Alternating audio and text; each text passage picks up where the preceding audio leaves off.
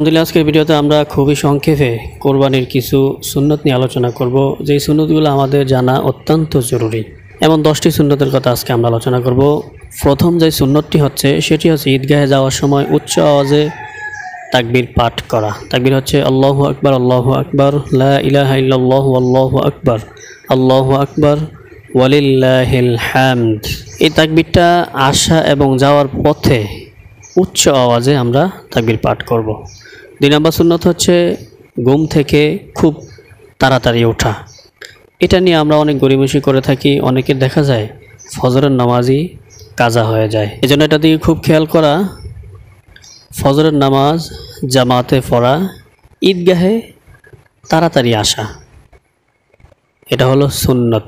আমাদের দেশে ঈদগাহে যেতে যেতেই একেবারে 8টা-9টা বেজে যায়, নামাজ আদায় করতে করতে প্রায় 10টা। এটা অনুচিত কাজ, এ থেকে ফিরে আসা দরকার। 3 নম্বর হচ্ছে মেসওয়াক করা। 4 নম্বর সুন্নত হচ্ছে সাধ্য অনুযায়ী দান সদকা করা। 5 নম্বর সুন্নত হচ্ছে ঈদের নামাজ উন্মুক্ত মাঠে পড়া। যাদের উন্মুক্ত মাঠে পড়ার সুযোগ আছেন তারা ঈদগাহে গিয়ে পড়বেন। যাদের মাঠ না থাকে তারা মসজিদের ভিতরেই পড়তে পারবেন, কোনো সমস্যা নেই। 6 নম্বর সুন্নত হচ্ছে সুগন্ধি ব্যবহার করা। যেহেতু ঈদের দিনে অনেক মানুষের জামায়াত ঘটে থাকে, সেজন্য মানুষ সমাগমের স্থলে যাতে দুর্গন্ধ না আসে সেজন্য সুগন্ধি ব্যবহার করা। 7 নম্বর সুন্নত হচ্ছে ঈদুল আজহার নামাজে যাওয়ার আগে কিছু না খাওয়া এবং যারা কোরবানি দিবেন তাদের প্রথম আহার গরু গোশত দিয়ে হওয়া, এটাই সুন্নত।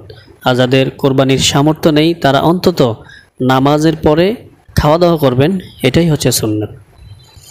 8 নম্বর যে সুন্নতটি হচ্ছে সেটি হলো নিজের পোশাক পরিচ্ছেদের মধ্যে যেই পোশাকটি সর্বোত্তম পরিষ্কার পরিচ্ছন্ন সেটি পরে ঈদগাহে যাওয়া, নতুন হওয়া আবশ্যক নয়। 9 নম্বর যে সুন্নতটি হচ্ছে সেটি হলো গোসল করা ঈদের দিনে, এটা হলো সুন্নাহ। 10 নম্বর যে সুন্নতটি হচ্ছে ঈদের দিনে শুভেচ্ছা বিনিময় করা এবং দোয়া পাঠ করা। দোয়াটি হচ্ছে তাকাব্বালাল্লাহু মিন্না ওয়া মিনকুম।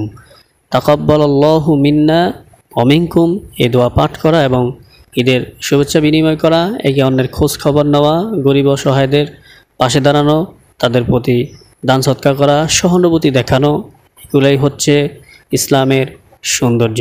আল্লাহ তাআলা আমাদেরকে তৌফিক দান করুন, আমিন।